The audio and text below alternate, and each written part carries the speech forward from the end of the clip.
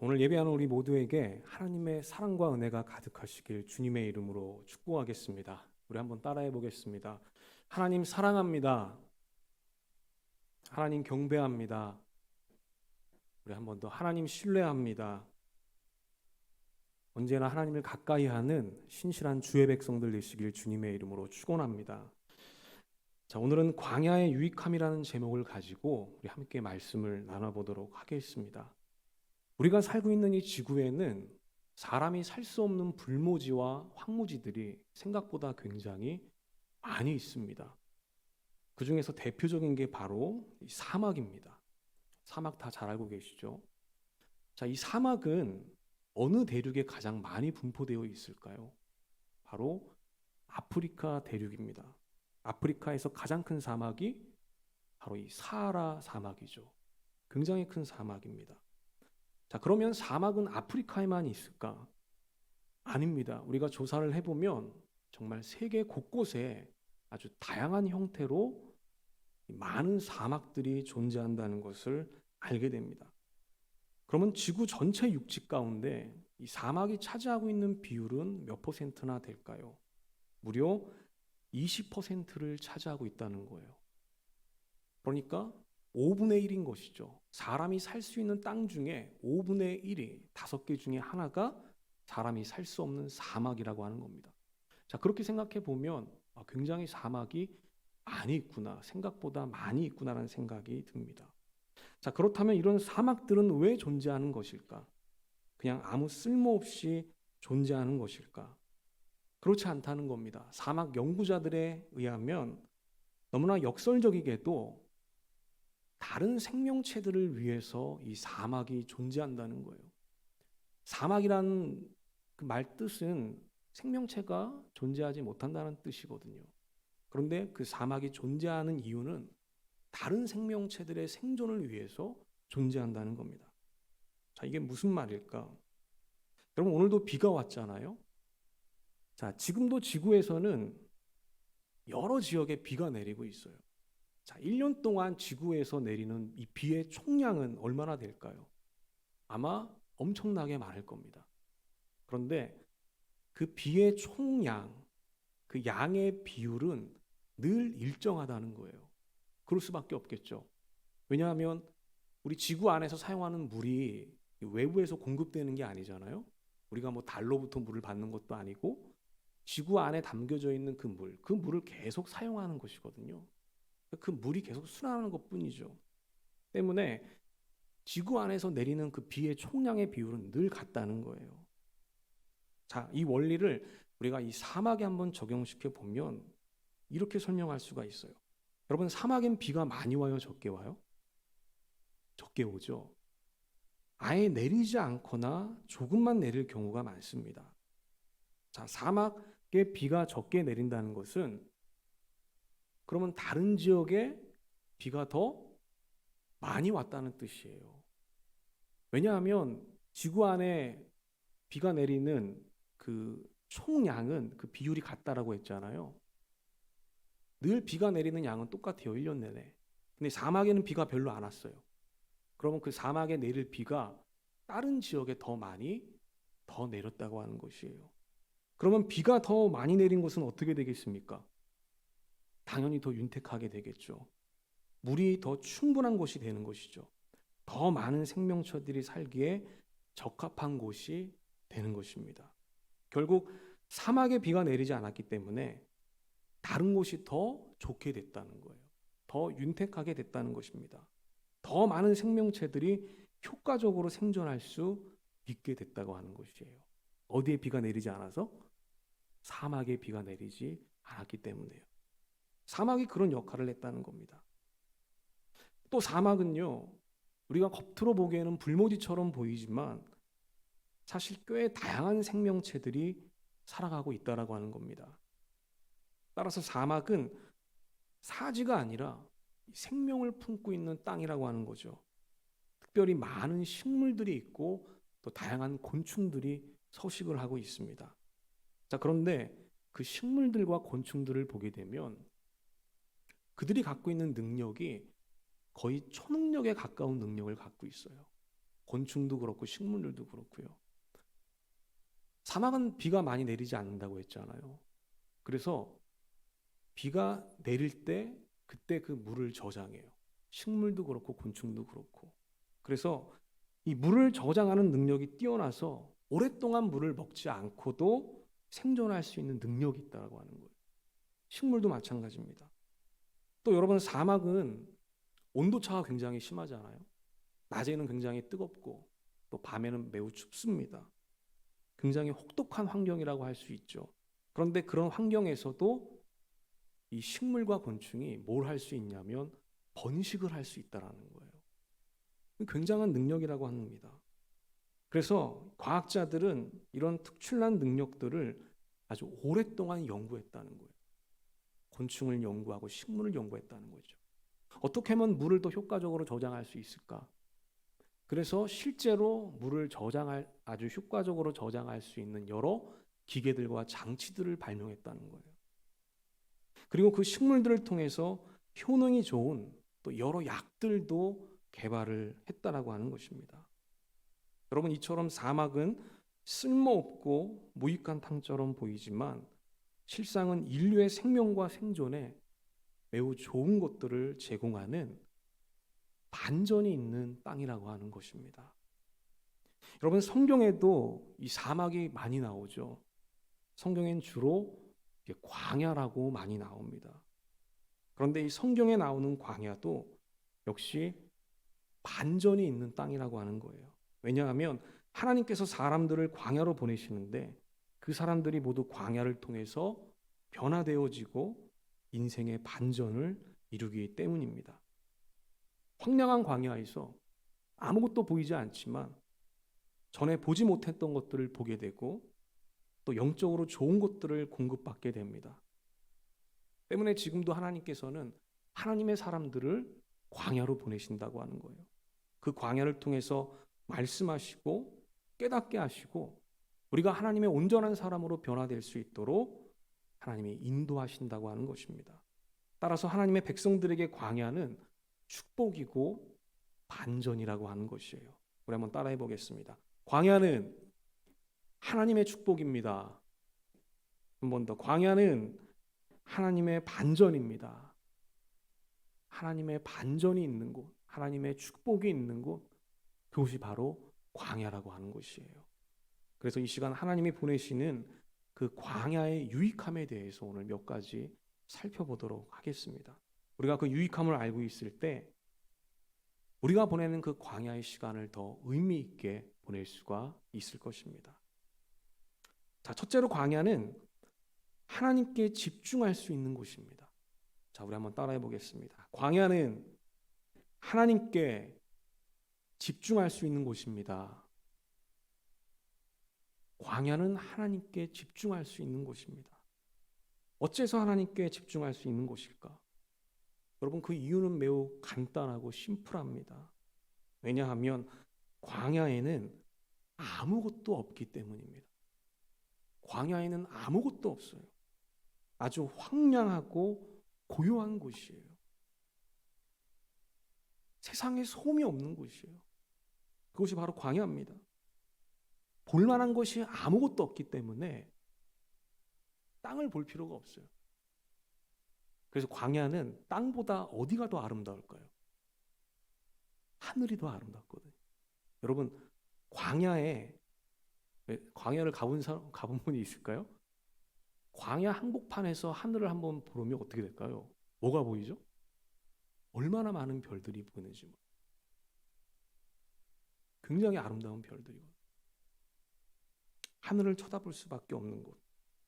그리고 세상에 소음이 없다 보니 하나님의 세미한 음성에도 집중할 수 있는 곳. 그것이 바로 광야라고 하는 것이죠. 그럼 반대로 세상에선 왜 하나님께 집중할 수 없는지 우리가 알게 되죠. 왜 그렇죠? 세상엔 없는 게 없는 곳이기 때문이에요. 세상엔 모든 것이 다 있어요. 내가 원하고 바라는 것 무엇이든지 다 있는 곳이 바로 광야입니다. 그게 세상이죠.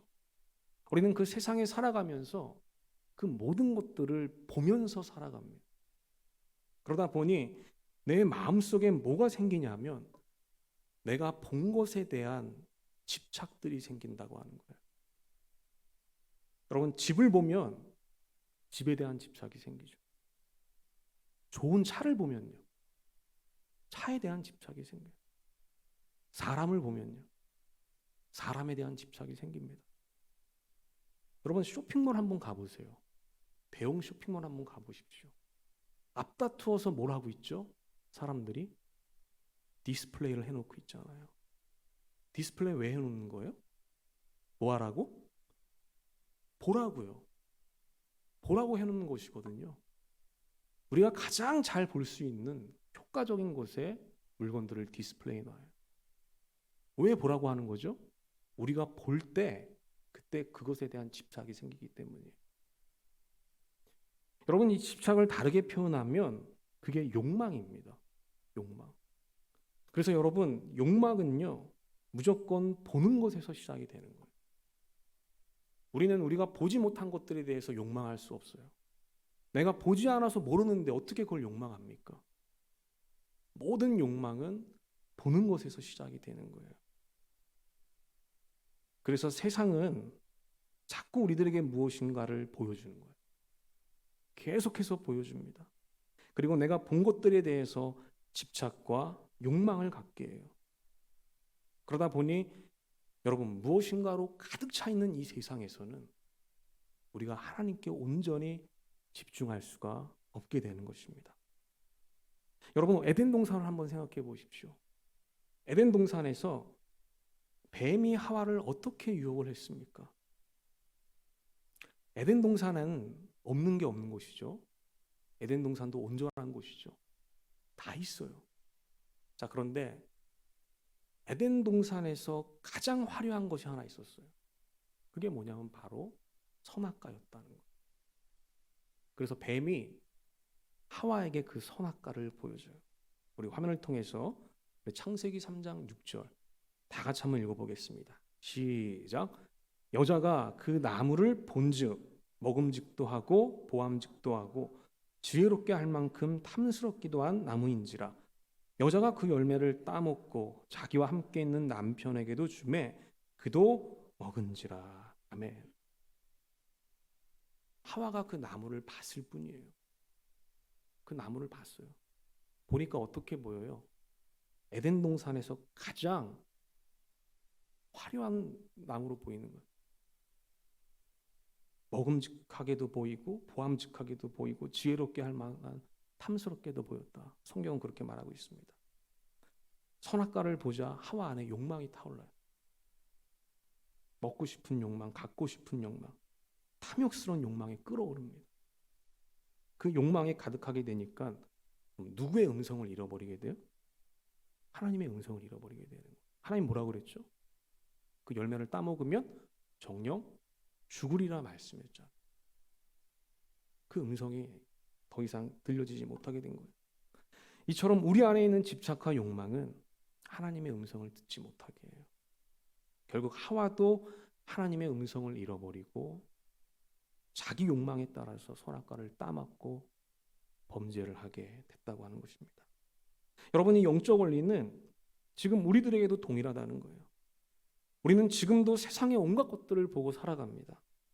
그것들을 보면서 나도 모르는 사이에 내 집착과 내 욕망은 점점 자라나게 돼요.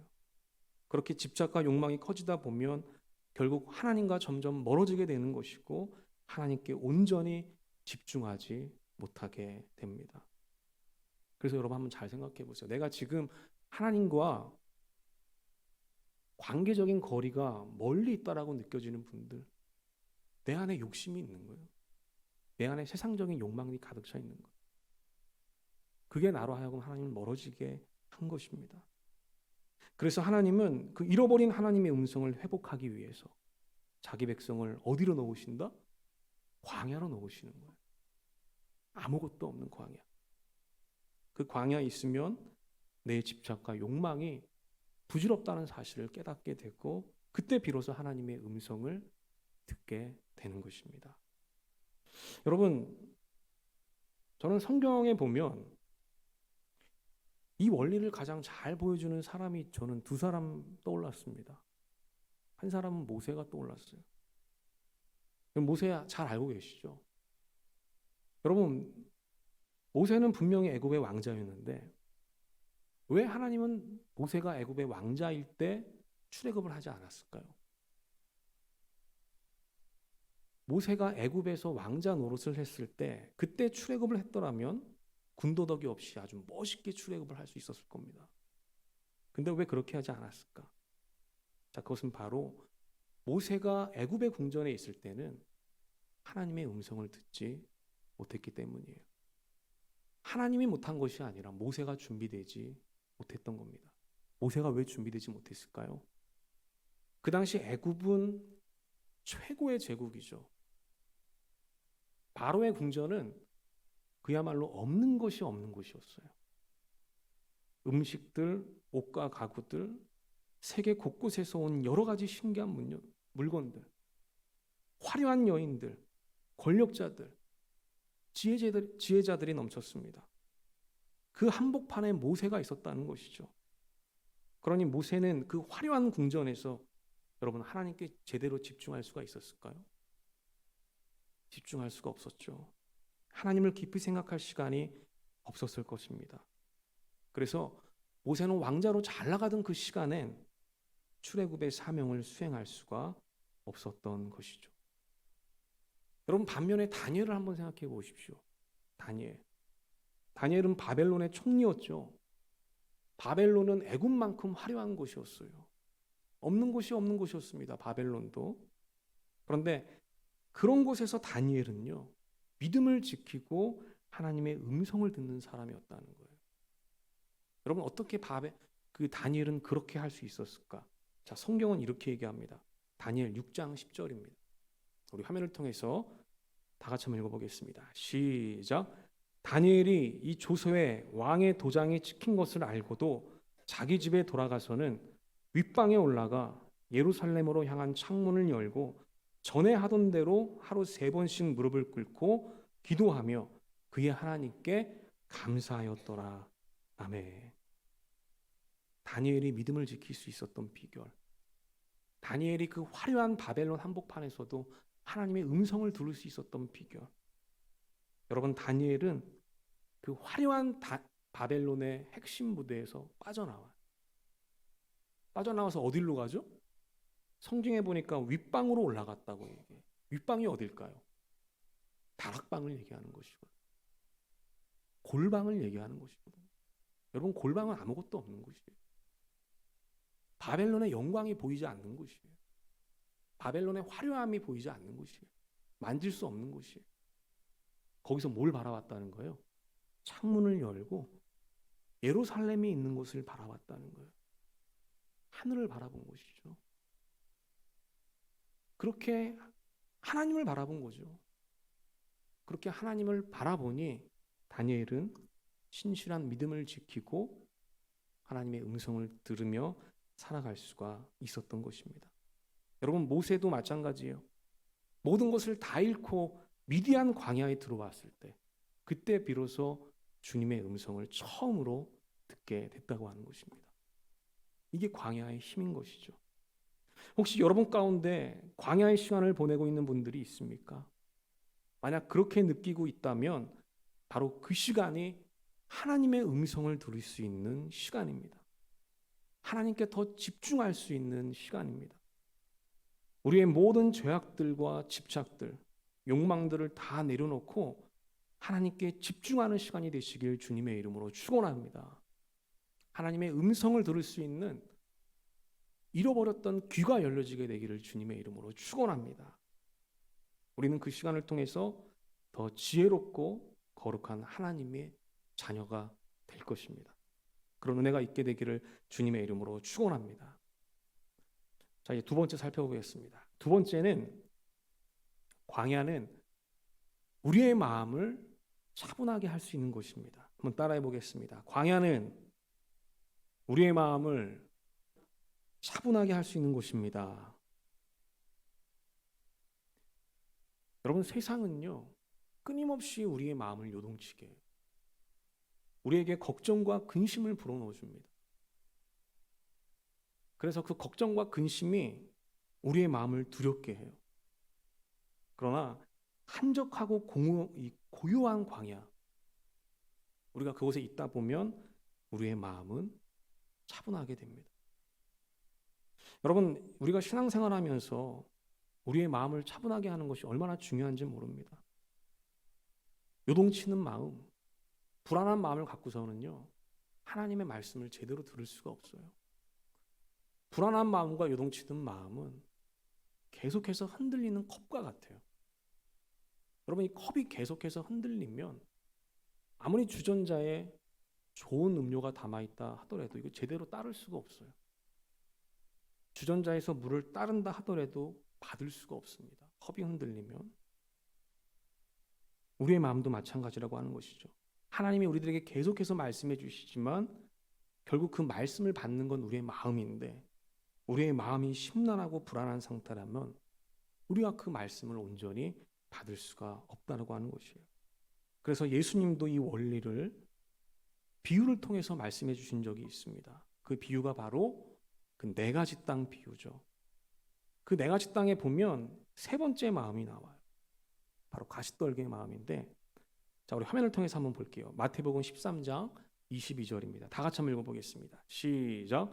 가시떨기에 부러졌다는 것은 말씀을 들으나 세상의 염려와 재물의 유혹에 말씀이 막혀 결실하지 못하는 자요. 아멘. 자, 하나님의 말씀을 온전히 받지 못하는 이유, 우리 마음에 뭐가 있기 때문이다? 염려가 있기 때문이다. 이렇게 말씀하고 있어요. 여러분, 염려라는 게 뭐예요? 근본적으로 불안과 두려움이거든요. 이런 마음으로는 하나님의 말씀을 온전히 받을 수가 없다라고 예수님께서 말씀하고 있어요. 그래서 우리 신앙생활에서 우리의 마음을 안정시키고 차분하게 하는 것이 너무나도 중요하다고 하는 것이죠. 예수님도 이 사실을 잘 알고 있었기 때문에 예수님이 공생애 하시면서 제자들에게 하신 말씀 가운데 가장 많이 하신 말씀이 뭐냐면 안심하고 두려워하지 말아라, 이 말씀이에요. 한번 따라해 보겠습니다. 안심하고 두려워하지 말아라. 이게 예수님이 제자들에게 가장 많이 하신 말씀. 안심하라는 겁니다. 안정된 마음을 가지라는 것이에요. 바로 그 고요한 마음 가운데서 하나님의 세미한 음성을 우리가 들을 수 있기 때문입니다. 저와 여러분의 마음이 고요한 마음, 안정된 마음이 되시기를 주님의 이름으로 축복하겠습니다. 여러분, 그래서 디모데후서 1장 7절 이렇게 말합니다. 우리 화면을 통해서 한번 더 보겠습니다. 다 같이 읽어보겠습니다. 시작. 하나님이 우리에게 주신 것은 두려워하는 마음이 아니요 오직 능력과 사랑과 절제하는 마음이니. 하나님이 어떤 마음 주시지 않는다고요? 두려워하는 마음 주시지 않는다고 하는 거예요. 이 마음은 사단이 주는 마음이에요. 불안의 마음, 마귀가 주는 마음입니다. 우리가 두렵고 불안할 때 우리는 아무것도 행동할 수 없게 돼요. 주눅들게 되거든요. 마귀가 주는 마음입니다. 하나님은 하나님의 백성들이 이 땅 가운데서 당당하게 살기를 원하십니다. 그래서 우리들에게 사랑의 마음을 주시고 능력의 마음을 주시고 절제의 마음을 주신다. 오늘 성경이 그렇게 말씀하고 있는 것입니다. 혹시 여러분 가운데 마음이 조급하고 불안한 분들이 있습니까? 또 혹시 여러분 가운데 근심과 염려와 걱정으로 두려운 분들이 있습니까? 만약 그렇게 느끼는 분들이 계시다면 지금 나에게 영적인 광야의 시간이 필요하다고 하는 사인이에요. 여러분, 한적하고 고요한 곳으로 가서 하나님을 찾아보시기를 축원합니다. 하나님과 고요히 대화해 보시기를 축복합니다. 여러분 안에 있는 불안과 두려움을 제거해 달라고 하나님께 기도해 보시기를 바랍니다. 그때 하나님께서 여러분들에게 안정감을 줄 것입니다. 여러분 안에 있는 모든 불안과 두려움, 걱정, 근심, 염려들을 우리 예수님께서 제거해 주실 줄로 믿습니다. 그런 은혜가 있게 되기를 주님의 이름으로 축원하겠습니다. 이제 말씀을 정리하겠습니다. 오늘 광야에 대해서 살펴봤죠. 광야의 유익함에 대해서 함께 살펴봤습니다. 자, 광야는 죽음의 땅이 아니라 오히려 우리의 영혼을 살리는 회복의 땅이라고 하는 것이죠. 첫 번째로 광야는 하나님께 집중할 수 있는 곳이다. 두 번째로 광야는 우리의 마음을 차분하게 할 수 있는 곳이다. 하나님의 평강이 임하는 곳이다. 말씀드렸습니다. 이런 반전이 있는 땅, 이 광야를 통해서 저와 여러분들의 삶과 신앙이 더 풍성해지시기를 주님의 이름으로 축복하겠습니다. 우리 모두에게 그런 은혜가 있게 되기를 예수님의 이름으로 축원합니다. 우리 기도하겠습니다.